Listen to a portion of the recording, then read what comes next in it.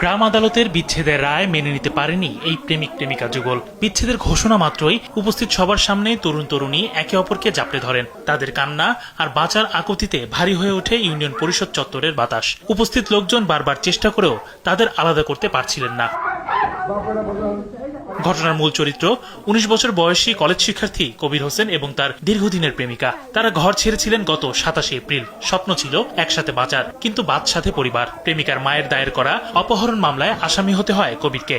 গতকাল ইউনিয়ন পরিষদে দুই পরিবারের সম্মতিতে বসেছিল গ্রাম আদালত। বিচারক যখন তাদের বিচ্ছেদের রায় ঘোষণা করেন, তখনই ঘটে সেই অভাবনীয় দৃশ্য।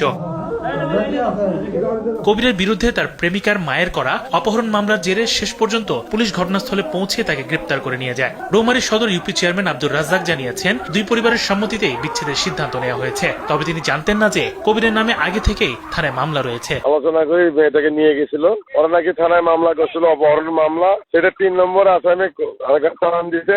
পরে দুটি মিল করে ছেলে মেয়ে নিয়ে আসছে। আমার ইউনিয়ন পরিষদে আমি মাথা করে দাম। রৌমারী থানার সহকারী পুলিশ সুপার রাসেল কবির জানিয়েছেন, অপহরণ মামলায় কবির সহ ৩ জনকে গ্রেপ্তার করে আদালতে পাঠানো হয়েছে এবং ভিকটিম তরুণীকে পাঠানো হয়েছে ডাক্তারি পরীক্ষার জন্য। অপহরণ মামলার ভিকটিম এই এলাকায় আসছে, ভিকটিম এবং আসামি ১ নম্বর ২ নম্বর আসামি। তো আমাদের যে তদন্তকারী কর্মকর্তা সে ভিকটিম উদ্ধারপূর্বক আসামি গ্রেপ্তার করে কোর্টে পাঠাই দিয়েছে। ইমাম শরীফ, কালবেলা।